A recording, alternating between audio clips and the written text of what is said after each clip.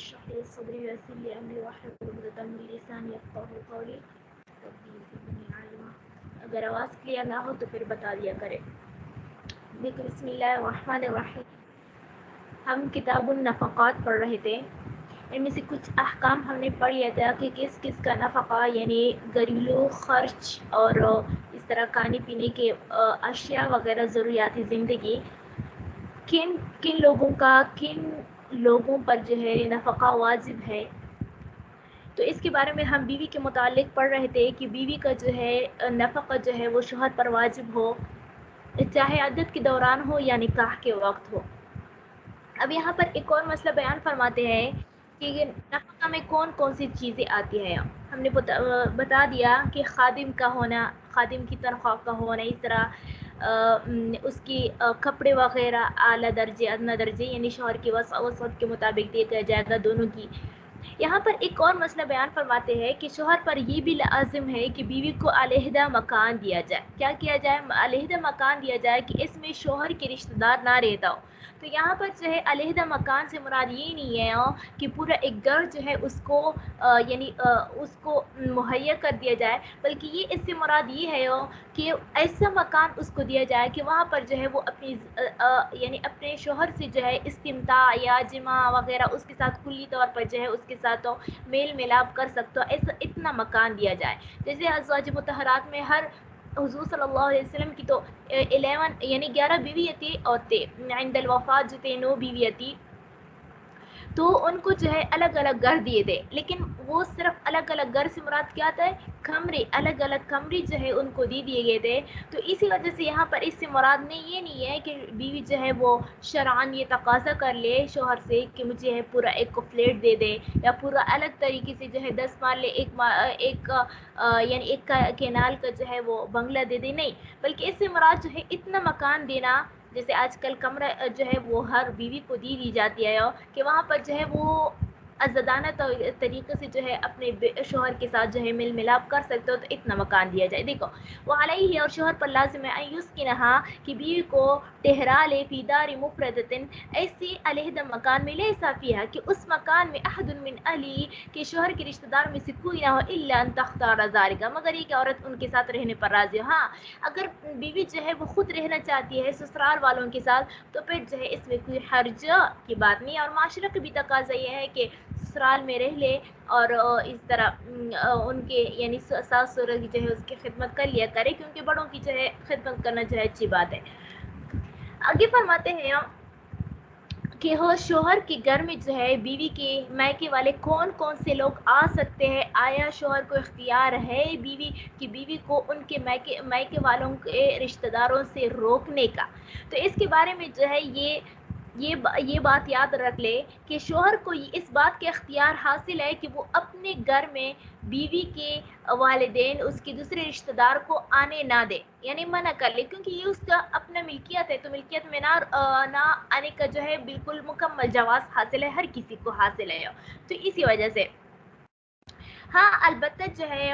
اس کو یعنی بیوی کو اس بات سے نہیں روک سکتے کہ وہ اپنے والدین کی زیارت کر لے، یعنی اپنے گھر میں تو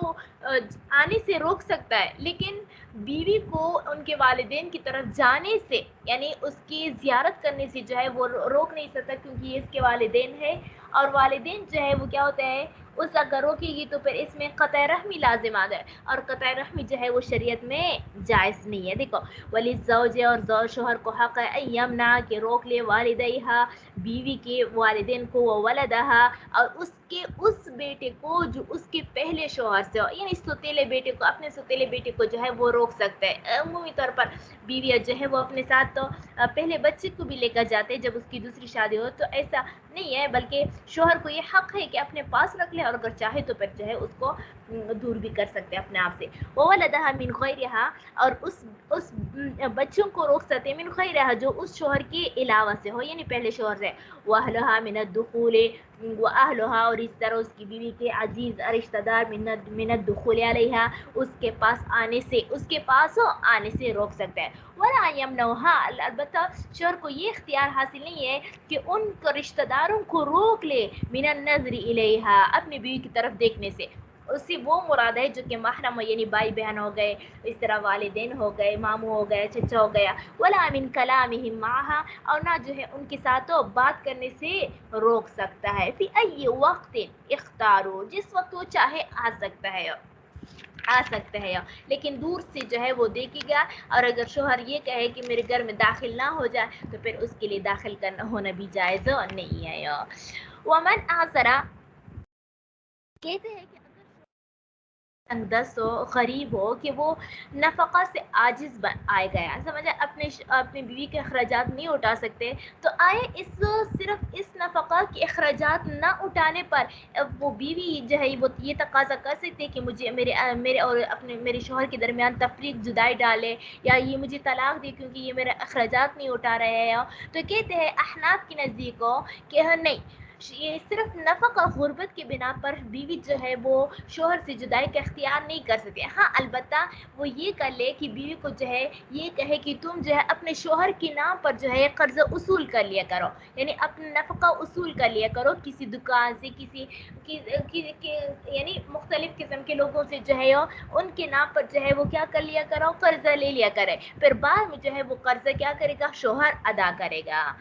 ومن آثر بنفقۃ امرأته، اور جو شخص تنگدست ہو جائے اپنی بیوی کے نفقہ سے، لم یفرق بینہما، تو ان کے درمیان تفریق، جدائی نہیں ڈالی جائے گی، ویقال لها، اور اس کی بیوی کو کہا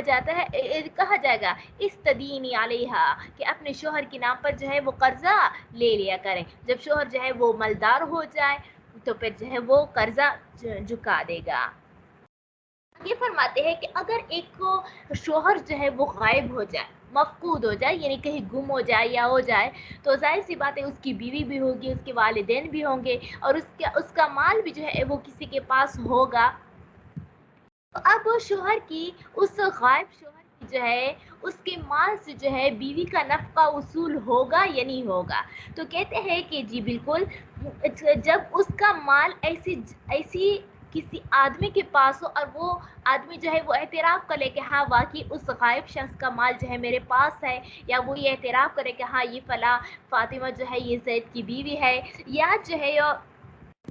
یا کسی ماں کی جو ہے کیا ہو اس کا کیا ہو مال جو ہے کسی کے قبضے میں ہو، یا کسی کے اوپر قرض ہو اور وہ اقرار بھی کر رہا ہو، تو ان تمام صورتوں میں جو ہے غائب کے مال سے جو ہے وہ کیا ہوگا، بیوی کا نفقہ دے دیا جائے گا۔ کیا کیا جائے گا؟ اس کی بیوی کا نفقہ بھی اس غائب شخص کے مال سے جو ہے ادا ہوگا، اور اس طرح اس کی چھوٹے بچے، کیونکہ نابالغ کا نفقہ، نابالغ اولاد کا نفقہ بھی باپ پر لازم ہوتا ہے، اس سے کا بھی دے دیا جائے گا، اور اس طرح والدین جس کے پاس مال نہ ہو، غریب ہو، اس کا نفقہ بھی جو ہے وہ کیا ہوتا ہے، بیٹے کے اوپر لازم ہوتا ہے۔ دیکھو اذا غاب الرجل، اور اگر مرد جو ہے وہ غائب ہو جائے، وله مال، اور اس کے پاس مال ہو، فی ید رجل، کسی آدمی کے ہاتھ میں، یعنی کسی کوئی زید جو ہے وہ غائب ہو گیا، اس کا مال جو ہے عامر کے پاس تھا، یا جو ہے بطور امانت تھا، یا بطور قرض عامر کے اوپر قرض تھا، یا طیف بھی، اور وہ آدمی جس کے ہاتھ میں اس کا مال ہو اور وہ اعتراف بھی کر رہے ہیں ہاں اس کا مال میرے پاس ہو، ابھی زوجیت ہے، اور یا اعتراف کر رہے ہیں کہ ہاں فاطمہ جو ہے وہ زید کی بیوی ہے، فرض القاضی فی ذلک المال، تو پھر مقرر کرے گا، کیا کرے گا، مقرر کرے گا قاضی فی ذلک المال، اس مال میں نفقۃ زوجۃ الغائب، غائب کی بیوی کا نفقہ، و اولادہ الصغار، اور اس طرح چھوٹے بچوں کی اولاد، چھوٹے بچوں کی نفقہ، و والدیہ، اور اس کے والدین کا۔ تو دیکھو اس سے معلوم ہو گیا کہ یعنی ایک مرد پر جو ہے بیوی کا نفقہ، نابالغ کا نفقہ، اور اس طرح والدین بشرطے کہ اس کے پاس مال وغیرہ نہ ہو، اس کا نفقہ جو ہے مرد پر لازم ہو جاتا ہے۔ اس کے علاوہ جو ہے ایک اور یعنی مختلف صورت ہے، اگر وہ ہو تو پھر لازم ہوتا ہے، اور رشتہ داروں کا، بہن بھائی کا، اور اگر نہ ہو تو پھر جو ہے لازم نہیں ہوتا۔ وَيَأْخُذُ مِنْهَا كَفِيلًا بِهَا، ہاں لیکن ایسا نہ ہو، کیونکہ بعض بیویاں جو ہے وہ بہت زیادہ خرچ کرنے والے ہوتے ہیں، اسراف کرنے والی، تبذیر والی ہوتی ہے، تو اسی وجہ سے جو ہے بیوی سے جو ہے وہ کفیل مانگا جائے گا، یا اس کی نگرانی اس کے خرچ اخراجات کا نگرانی کسی مرد کو دے دیا جائے گا کہ آپ جو ہے اس فلاں غائب کی بیوی پر جو ہے وہ نگرانی کر لیا کرو کہ وہ کتنا خرچ کرتے ہیں، تاکہ اس کے مطابق جو ہے غائب کی کیا کر لے، اس کے مال سے جو ہے وصول کر لے. وَيَأْخُذُ مِنْهَا كَفِيلًا بِهَا، اور لے لے عورت سے ایک ضامن اس کے خرچے کا. سمجھا کہ فلاں جو ہے آپ کے خرچے کا ذمہ دار ہوگا، یعنی وہ جو ہے وہ ہوگا، تو پھر جو ہے وہ ہوگا. لیکن یہ کفیل جو ہے یہ کوئی فرض واجب نہیں ہے، اچھی بات ہے تاکہ جو ہے بھی جو ہے زیادہ خرچ و تبذیر نہ کرے. تو کہتے ہیں وَلَا يُقْضَى بِنَفَقَةِ فِي مَالِ الْغَائِبِ إِلَّا لِهَؤُلَاءِ، کہ وہ قاضی جو ہے وہ غائب کے مال میں کسی اور کے لیے جو ہے نفقہ کا کیا کرے گا، حکم نافذ نہیں کرے گا، مگر الا لہؤلاء، مگر ان لوگوں کے. کس کے؟ بیوی کا نفقہ، نابالغ کی اولاد کا نفقہ، اور اس طرح جو ہے وہ والدین کا نفقہ. ان کی علاوہ نفقہ کا جو ہے بھائی کا، بہن کا، ان کا نفقہ جو ہے غائب کے مال سے ادا نہیں کرے گا. اچھا، آگے فرماتے ہیں کہ وہ ایک اور مسئلہ بیان فرماتے ہیں اسی کے متعلق، نفقہ کے متعلق، کہ شوہر جو تھا وہ پہلے بیچارہ جو ہے وہ غریب تھا. کیا تھا؟ غریب تھا. پھر بعد میں جو ہے وہ مالدار ہو گیا. جب مالدار ہو گیا تو ظاہر سی بات ہے،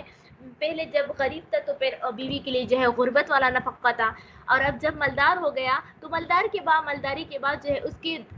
بیوی نے جو ہے وہ دعویٰ کیا ہے کہ اب مجھے جو ہے مالداروں والا نفقہ مقرر کر لے. تو پس شوہر جو ہے وہ کیا کرے گا، نہ قاضی جو ہے اس کے حق میں جو ہے مالداروں والا نفقہ مقرر کر لے گا، کیونکہ یہ نفقہ جو ہے وہ حالات کے ذریعے سے، حالات کی وجہ سے بدلتے رہتے ہیں. جب شوہر غریب تو نفقہ بھی غریب، جب یہ مالدار ہو جائے تو پھر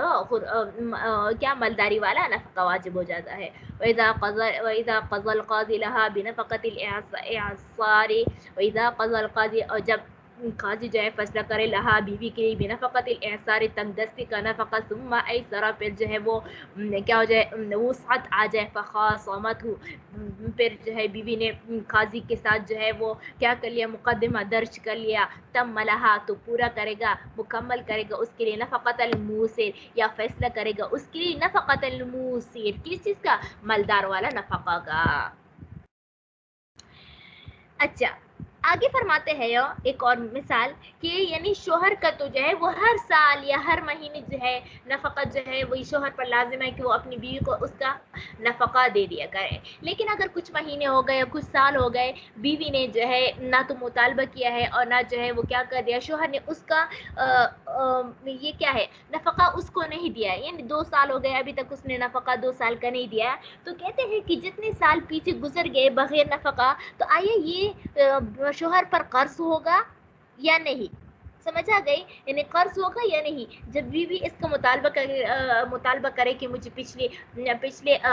سالوں کا بھی نفقہ مجھے چاہیے، تو آیا اس کا یہ مطالبہ ٹھیک ہوگا یا نہیں؟ تو کہتے ہیں کہ نہیں، بلکہ نفقہ جو ہے یہ ایک احسان ہوتا ہے. سمجھا کہ یہ کوئی لازم چیز تو نہیں ہوتی، یہ قرض تو نہیں ہوتا، شوہر کی ذمہ یہ قرض تو نہیں ہوتا. بس جب مدت گزر جاتی ہے تو یہ نفقہ خود بخود جو ہے وہ کیا ہو جاتی ہے، ساقط ہو جاتی ہے. ہاں البتہ اگر قاضی نے عورت کے لیے خاص نفقہ مقرر کیا ہو، جیسے ڈیورس کے بعد جو ہے عمومی طور پر بچی کے لیے، یعنی جو کہ پرورش، ماں کی پرورش میں ہوتا ہے، تو قاضی جو ہے اس کے لیے 7,000 اس طرح 3,000 جو ہے کچھ اخراجات وہ مقرر کرتے ہیں. تو وہ جو ہے وہ کیا ہوتا ہے، قاضی کی طرف سے مقرر ہوتا ہے نا، تو وہ پچھلے سالوں کا اگر نہیں دیا تو وہ بھی واجب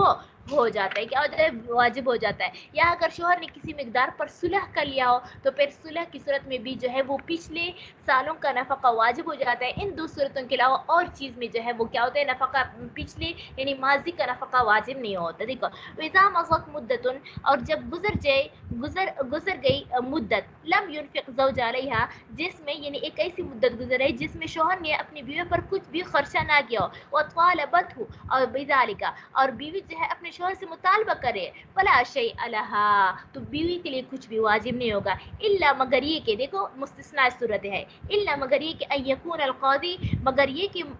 ہو قاضی، فرض کے مقرر کیا لہا اس کے لیے نفقہ، اور صالحت الزوج، یا بیوی نے یا شوہر نے جو ہے کیا کر لیا ہو، صلح کیا علی مقدارها، کسی ایک مقدار پر. یہ صالحت نہیں ہے، یہ صالحہ ہے، کیونکہ یہ زوج جو ہے یہ مذکر ہے نا. فَيُقْضَى لَهَا بِنَفَقَةٍ مَا مَضَىٰ، تو پھر فیصلہ کیا جائے گا بیوی کے لیے اس نفقے کا بھی جو پچھلے ما مضا جو گزر چکا ہے، یعنی گزشتہ سالوں کا بھی نفقہ واجب ہوگا، دوسری صورتوں میں اس کے علاوہ واجب نہیں ہوتا۔ آگے فرماتے ہیں کہ اگر شوہر جو ہے وہ بیچارہ مر گیا، اللہ کو پیارا ہو گیا، اس کے اوپر کچھ جو ہے وہ نفقہ کا قرض ہے، مثال کے طور پر 2 مہینے 6 مہینے جو ہے وہ گزر گئے، اس نے ابھی تک جو ہے وہ نفقہ اپنی بیوی کو نہیں دیا کہ یہ بیچارہ جو ہے اللہ کو پیارا ہو گیا، تو بس جو ہے یہ پیچھے جتنے بھی پیچھے گزر گیا ہے تو یہ جو ہے یہ ساقط ہو جائے گی، سمجھا؟ یہ اگرچہ مر گئے ہیں لیکن چونکہ وہ پہلے میں نے بتا دیا نا کہ ماضی کا نفقہ جو ہے وہ کیا ہوتا ہے، واجب نہیں ہوتا، یہ مدت گزرنے سے خود بخود ساقط ہو جاتا ہے، تو اسی وجہ سے جو ہے یہ شوہر جو ہے وہ اس کی وجہ سے جو ہے وہ قیامت میں پکڑا نہیں جائے گا بلکہ یہ ساقط ہو جائے گی۔ فَإِن مَاتَ الزَّوْجُ بَعْدَ مَا، پھر اگر مر جائے شوہر اس پر نفقہ کا فیصلہ ہو جانے کے بعد، وَمَضَتْ شُهُورٌ، اور گزر گئی چند ماہ، سقطت النفقۃ، تو نفقہ جو ہے وہ کیا ہو جائے گی، ساقط ہو جائے گی۔ اچھا، آگے فرماتے ہیں کہ شوہر نے جو ہے ایڈوانس، کیا کہتے ہیں، ایڈوانس 1 سال کا نفقہ جو ہے بیوی کو دے دیا، ایڈوانس کیا کر دیا، یعنی 12 مہینے کا وہ دے دیا، تو اب 12 مہینے گزر گئے، 6 مہینے گزر گئے، 6 مہینے باقی تھے کہ شوہر بیچارہ جو ہے وفات ہو گیا، تو اب ظاہر سی بات ہے نا، تو یہ تو ایڈوانس ہے، تو آئے یہ جو 6 مہینے ابھی تک، 6 مہینے تو گزر گئے وہ تو صحیح ہے، جو 6 مہینے باقی ہے جس کا ایڈوانس دے چکا ہے، تو اس ایڈوانس کو دوبارہ لیا جائے گا کہ نہیں ہے، کیونکہ نفقہ جو ہے وہ شوہر کے حقوقوں کے ساتھ متعلق ہوتا ہے، اب شوہر جو ہے استمتاع نہیں پا رہا ہے کیونکہ وہ وفات ہو گیا، تو اب جو ایڈوانس دیا گیا اس کو دوبارہ بیوی سے لیا جائے گا، نہیں، یہ نہیں لیا جائے گا، تو کہتے ہیں کہ جس طرح جو ہے شیخین فرماتے ہیں کہ جس طرح جو ہے بیوی کا جو ہے مسئلہ جو ہوتا ہے وہ پچھلے نفقہ اس کے لیے واجب نہیں ہوتا، یعنی ماضی کا، تو اسی طرح جو ہے مستقبل کا جو کیا ہوتا ہے نفقہ جو اس کو ایڈوانس دیا گیا، یہ ایک قسم کا ہدیہ ہے، گفٹ ہے، تو اس کو بھی نہیں لیا جائے گا، کیا کرے گی، اس کو بھی جو ایڈوانس دیا گیا ہے اس کو بھی نہیں لیا جائے، جبکہ امام محمد رحمۃ اللہ فرماتے ہیں کہ نہیں، بلکہ جو باقی ہے شوہر کے لیے جو باقی ہے، یعنی ایڈوانس جو دیا گیا ہے 6 مہینے کا، اس کو لے لیا جائے گا بیوی سے۔ وَإِنَّ أَسْفَلَهَا نَفَقَةَ سَنَةٍ، اور اگر کیا کر دیا، پیش کی دی سمے ایڈوانس دے دیا 1 سال کا نفقہ، ثم ماتا، پھر جو ہے شوہر جو ہے وفات ہو گیا، لم یسترجع منها شیء بشیء، تو بیوی سے نہیں لیا جائے گا، نہیں لوٹا لیا جائے گا کوئی بھی چیز۔ وقال محمد رحمہ اللہ، امام محمد رحمۃ اللہ علیہ فرماتے ہیں، یحتسب لها نفقة ما مضى، کہ حساب لیا جائے گا، حساب دیا جائے گا بیوی کے لیے نفقہ، تو اس نفقے کا ما مضى جو گزر چکا ہے، وما بقي للزوج، اور جو باقی ہے یعنی جو کہ 6 مہینے کا باقی ہے نا، تو اس کا جو ہے وہ کیا ہوگا، شوہر کا ہوگا، اسی وجہ سے اس کو واپس لیا جائے گا۔ آگے فرماتے ہیں کہ ایک غلام نے جو ہے آزاد عورت کے ساتھ شادی کری، تو ظاہر سی بات ہے آزاد عورت کا جو ہے اس کا نفقہ جو ہے شوہر پر، یعنی غلام پر لازم ہوگا، تو ظاہر سی بات ہے کہ غلام کے پاس تو پیسے نہیں ہوتے، جو کچھ پیسہ ہوتا ہے وہ تو سارا آقا کا مالک ہوتا ہے، تو کہتے ہیں کہ یہ ایک قسم کا دین ہوگا، یعنی یہ نفقہ جو ہے بیوی کا نفقہ جو ہے وہ دین ہوگا، بس جو ہے وہ آزادی کے بعد ادا کرے گا، لیکن اگر وہ آزادی کے بعد ادا نہیں کر سکتا، اتنا زیادہ ہو گیا، تو پھر اس کو جو ہے اسی قرض میں بیچا جائے گا، کیا ہو جائے، اسی قرض میں بیچا جائے گا۔ دیکھو، اذا تزوج العبد حرة، اور اگر شادی کرے غلام آزاد عورت کے ساتھ، فنفقتها دین علیہ، تو اس کا نفقہ جو ہے وہ کیا ہوگا، بیوی کا نفقہ جو ہے وہ اس کے اوپر دین ہوگا، یباع فیہا، کہ وہ اس نفقہ میں بیچا جائے گا، فروخت کیا جائے گا۔ وَإِذَا تَزَوَّجَ الرَّجُلُ أَمَةً فَبَوَّأَهَا، اچھا آگے فرماتے ہیں کہ اگر ایک آدمی نے جو ہے باندی کے ساتھ، کنیز کے ساتھ جو ہے شادی کر لیا، اور ظاہر سی بات ہے کنیز کی جو ہے اوپر 2 حق ہوتا ہے، ایک جو ہے آقا کا حق ہوتا ہے، اور ایک جو ہے اس سے شوہر کا حق ہوتا ہے، بس اگر مولا نے اس کو اپنی ہی گھر میں جو ہے اس کو ٹھہرا کر رکھا ہے، شوہر بھی اس کے ساتھ ہے، تو اب جو ہے اس کے اوپر جو ہے شوہر پر اس باندی کا نفقہ نہیں ہوگا، لیکن اگر کیا ہوتا ہے، لیکن اگر اس نے اجازت دے دی، سمجھا گئے، بیوی نے آقا نے اجازت دی کہ آپ چلی جاؤ اپنے شوہر کے گھر ہو، تو پھر جو ہے اس صورت میں جو ہے شوہر پر اس باندی کا نفقہ ہوگا۔ دیکھو، وَإِذَا تَزَوَّجَ الرَّجُلُ أَمَةً، اگر کسی نے جو ہے باندی کے ساتھ شادی کی، فَبَوَّأَهَا مَوْلَاهَا مَعَهُ مَنْزِلًا، پس آقا نے اس کے ساتھ اپنی باندی کو رات گزارنے کے لیے بھیج دیا، یعنی فبوأہا، پس بیچ دیا مطلب ٹھکانہ دے دیا باندی کو، مولا اس کی مولا نے، معاہ اس کے شوہر کے ساتھ، منزلا اس کے مکان میں، فعلیہ النفقہ تو پھر اس پر نفقہ ہو، وَإِن لَمْ يُبَوِّئہا لیکن اگر اس کو اجازت نہیں دی، یعنی شوہر کے گھر میں رات گزارنے کی اجازت نہیں دی، فلا نفقۃ لها علیہا تو پھر شوہر پر جو ہے اس باندی کا نفقہ نہیں ہوگا۔ آگے جو ہے ایک بہت زیادہ امپورٹنٹ مسئلہ ہے کہ ہو یہ تو میں نے بتا دیا، آگے جو ہے وہ یعنی طلاق والی عورت کی جو بچے ہوتے ہیں اس کا کیا مسئلہ ہے، وہ بھی بہت زیادہ آج کل معاشرے میں جو ہے یہ پھیلا ہوا ہے، تو وہ بھی جو ہے غور سے سنیں۔ دیکھو اب یہاں پر بتاتے ہیں کہ نابالغ اولاد کا نفقہ جو ہے وہ باپ پر ہوگا، سمجھا کہ والد ماں پر نہیں ہوگی بلکہ باپ پر۔ دیکھو وَنَفَقَةُ الْأَوْلَادِ الصِّغَارِ عَلَى الْأَبِ چھوٹی اولاد کا نفقہ جو ہے وہ باپ پر ہے، لا یشارک فی احد کہ اس میں کوئی بھی شریک نہیں ہوگا، یعنی بس خالص باپ پر ہے، نہ تو اس کی ماں جو ہے وہ اس کو نہیں بھیج جائے گا ملازمت کے لیے کہ آپ جا کر جو ہے آدھا میرا ہوگا اس بچوں کا خرچہ آدھا آپ نہیں، بلکہ خالص جو ہے اس کا نفقہ جو ہے باپ پر ہوگا۔ کما لا یشارک فی نفقۃ الزوج جیسے کہ شوہر کے ساتھ جو ہے کوئی بھی شریک نہیں ہوتا کیا بیوی کے اخراجات اٹھانے میں، تو اس طرح نابالغ اولاد کی نفقہ اٹھانے میں باپ کے ساتھ کوئی بھی شریک ہیلپر نہیں ہوگا۔ فإن كان الصغير رضيعا اب اگر بچہ دودھ پینے والا ہو، سمجھا گئی کیا ہو بچہ جو ہے وہ دودھ پینے والا ہو، تو اب جو ہے ماں پر یہ ظاہر سی بات ہے، یعنی قضاءً کا مطلب یہ ہے کہ اس کو عدالت کی کچہری میں اس کو کھڑا کر کے جو ہے وہ اس پر ثابت نہیں کر سکتے کہ آپ پر دودھ پلانا واجب ہے، یعنی ایک ماں پر جو ہے باپ بیٹی کی کو دودھ پلانا، سمجھا کہ اس کو فیڈ کرنا جو ہے وہ قضاءً یعنی عدالت میں شوہر اس کو پکڑ کر نہیں لے جا سکتا کہ آپ پر جو ہے اس بچے کو دودھ پلانا واجب ہے، سمجھا یہ واجب نہیں ہے بلکہ دیانتاً ہاں ماں کا حق ہے، تو دیانتاً جو ہے اس کے اوپر واجب ہے، یعنی اللہ شریعت کی روح سے۔ تو اب جو ہے یعنی ماں پر جو ہے واجب نہیں ہے کہ وہ اپنی چھوٹے بچے کو دودھ پلائے، بلکہ شوہر پر واجب ہے کہ وہ کس طرح جو ہے اس کو اس بچے کو کے لیے کوئی دائیا کوئی جو ہے کیا کر لے، کوئی اجرت پر کوئی عورت ڈھونڈ لے تاکہ وہ اس کے پاس ماں کے پاس رہ کر جو ہے اس کو دودھ پلائے، سمجھے؟ پھر بھی ماں اگر دودھ نہ پلائے پھر بھی ماں کے پاس ہی رہ کر جو ہے وہ کیا کرے گا، وہ دائیا جو ہے وہ کیا کرے گا، دودھ پلائے گی، کیونکہ ماں جو ہے ایک شفقت کا مرکز ہوتا ہے، محبت کا مرکز ہوتا ہے، تو وہ اس کی نگرانی میں پرورش میں رہ کر جو ہے وہ اس کو دودھ پلائے گی، ورنہ نہیں۔ فإن كان الصغير رضيعا اور اگر بچہ دودھ پینے والا ہو، فليس على امه تو اس کی ماں پر واجب نہیں ہے ان ترضعه کہ وہ اس کو دودھ پلائے، ويستأجر له الاب بلکہ کیا اس چھوٹے بچے کے لیے باپ جو ہے وہ اجرت پر رکھے گا، من ایسی عورت کو ترضعه عندها جو اس بچے کو دودھ پلائے گا، عندها اس کی ماں کی موجودگی میں، اس کے ماں کے یعنی زیر نگرانی میں۔ اب یہ کہتے ہیں کہ اجرت پر کون سی عورت کو لیا جائے گا، تو کہتے ہیں کہ اگر عورت جو ہے یعنی یا تو اس کی کیا ہوتی ہے، یعنی اس کی باپ نے جو ہے اس کی ماں ہی کو لے لیا اجرت پر، یعنی اپنی بیوی ہو کے لیا، تو دیکھیں گے کہ یہ بیوی جو ہے یہ ابھی فی الحال نکاح میں ہے یا عدت میں ہے، اگر ان دونوں میں ہے، سمجھا گیا، یعنی عدت میں ہو یا جو ہے نکاح میں موجود ہو، تو پھر شوہر پر جو ہے اس دودھ پینے کا جو ہے اجرت واجب نہیں ہوگی، کیا ہوگی وہ اجرت واجب، کیونکہ شریعت نے جو ہے بیوی کو ماں کو اسی وجہ سے دودھ پلانے پر زور نہیں دیا، کیونکہ ہو سکتا ہے اس کا کوئی مجبوری ہو، تو اسی وجہ سے اب جب یہ اجرت پر دے رہی ہے تو اس سے یہ ثابت ہوتا ہے کہ اس کا کوئی بھی مجبوری نہیں ہے، تو اسی وجہ سے اس کا اجرت جو ساقط ہو جائے گا۔ ہاں البتہ اگر یہ طلاق کی عدت کے بعد ہو یا اس کے نکاح سے نکل گئی ہے، بس سب کچھ ختم ہو گیا، تو چونکہ یہ اجنبیہ ہے تو اجنبیہ کو جس طرح اجرت دینا جائز ہے، تو اسی وجہ سے اسی ماں کو جو کہ طلاق شدہ ہو، عدت میں بھی نہیں ہے نکاح میں بھی نہیں ہے، تو پھر ایسے عورت کو اجرت دینا جائز ہے۔ یہاں پر ایک اور مسئلہ ہے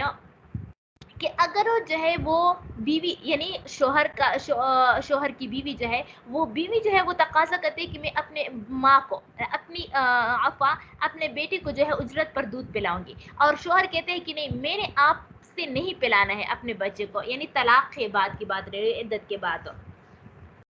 اب دیکھیں گے کہ اگر بیوی اجرت جو ہے وہ عام معاشرے میں عام ریٹ میں عام مارکیٹ ویلیو کے سے زیادہ مانگ رہی ہے، سمجھے، تو پھر جو ہے اس صورت میں جو ہے شوہر کو اختیار ہے کہ وہ دوسری عورت کو جو ہے دائیا مقرر کرے. لیکن اگر وہ جو ہے زیادہ عام ریٹ کے مطابق جو ہے وہ اجرت مانگ رہی ہے تو پھر شوہر کو یہ اختیار حاصل نہیں ہوگا کہ وہ جو ہے کیا کر لے، اس کو جھٹلا لے، کسی اور کو رکھ لے، پھر اسی ہوئی کو رکھنا ہوگا. دیکھو فَإِنِ اسْتَأْجَرَهَا، پس اگر اجرت پر لے کس کو، اس کی ماں کو، اس حال میں وہی زوجته ہو کہ وہ اس کے شوہر کا بیوی ہے، او معتدته، سمجھے، معتدته یعنی اس کی معتدہ ہو، کیا ہو، معتدہ ہو مطلب اس کی عدت گزارے ہے. لترضع ولد، تاکہ وہ اس کی بیٹی کو دودھ پلائے. لم یجوز، تو اجرت لینا جائز نہیں ہوگا. فَإِنْ انقضت عدتها، ہاں البتہ اگر اس کی عدت جو ہے وہ منقطع ہو گئی، فاستاجرها، تو پھر اس کو جو ہے اختیار ہوگا کہ وہ اجرت پر لے لے اس کی ماں کو، علی ارضائه، اپنے بچے کو دودھ پلانے میں، جاز، تو یہ جائز ہو جائے گا. وَإِنْ قَالَ الْأَبُّ لَا أَسْتَأْجِرُهَا، لیکن اگر اس کے باپ نے کہا میں اس عورت کو، یعنی اپنی بیوی کی طرف اشارہ کیا کہ میں اس عورت کو، اپنی بیوی کو جو ہے اجرت پر نہیں لوں گی، وَجَاءَ بِغَيْرِهَا، بلکہ کسی اور کو لے کر آؤں گا، فَرَضِيَّةُ الْأُمِّ مثل اجرت الاجنبیت، بس اگر اس کی ماں جو ہے وہ اجنبیہ کی اجرت کی برابر پر راضی ہو، کانت الام حق بها، تو پھر اس کی ماں جو ہے وہ اجرت پر لینے کا زیادہ حقدار ہوگا. وَإِنِ الْتَمَسَ زِيَادَةً، ہاں اگر وہ جو ہے وہ زیادہ کی تلاش میں ہو، یعنی اس کی ماں جو ہے اجرت کو زیادہ جو ہے مانگ رہی ہو، طلب کرے، لم یجبر الزوج علیہا، تو پھر شوہر کو جو ہے اسی ماں کو اجرت پر رکھنے پر مجبور نہیں کیا جائے گا. آگے فرماتے ہیں کہ وہ یعنی بچے کا نفقہ جو ہے ہر صورت میں جو ہے اس کے والد پر جو ہے واجب ہوتا ہے، خواہ اس کے باپ اور بیٹی کے درمیان جو ہے ایک کیا ہوتا ہے، دین کا اختلاف ہو. مثلا بیٹا جو ہے وہ مسلمان ہو، باپ جو ہے وہ کافر ہو، کیونکہ ہم نے کہا تھا نا کہ اگر کیا ہو، زوجین میں سے اگر کوئی مسلمان ہو، چاہے بیوی ہی کیوں مسلمان ہو، تو پھر جو ہے شفقتاً جو ہے اس چھوٹے بچے کا دین بھی جو ہے وہ کیا ہوگا، وہ بھی مسلمان والا ہوگا، تاکہ اس میں زیادہ فائدہ ہو. تو اسے یہی مراد ہے کہ اگر یعنی دین اختلاف ہو، یعنی مذہب جو ہے اس کا مختلف ہے، ایک مسلمان ہے دوسرا کافر ہے، پھر بھی جو ہے شوہر پر جو ہے نہ ماں باپ پر جو ہے اس کی چھوٹے بچے کا کیا ہوتا ہے، نفقہ واجب ہوتا ہے. دیکھو نفقۃ الصغیر